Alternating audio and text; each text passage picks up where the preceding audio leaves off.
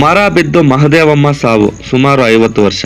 ಯಳಂದೂರು ತಾಲೂಕಿನ ಯಳಗಂಬಲ್ಲಿ ಗ್ರಾಮದಲ್ಲಿ ಸಂಜೆ 6 ಗಂಟೆ ಸಮಯದಲ್ಲಿ ರಸ್ತೆಯ ಬದಿಯಲ್ಲಿದ್ದ ಆಲದ ಮರ ಉರುಳಿ ಬಿದ್ದು ಗ್ರಾಮದ ಪಾದಚಾರಿ ಮಹದೇವಮ್ಮ ಸಾವು. ಪತಿ ಹಾಗೂ 2 ಪುತ್ರರು ಹಾಗೂ ಬಂಧು ಬಳಗವನ್ನು ಅಗಲಿದ್ದಾರೆ. ವರದಿ ಗುಲಿಪುರ ಮಣಿಕಂಠ ನಾಯ್ಕ.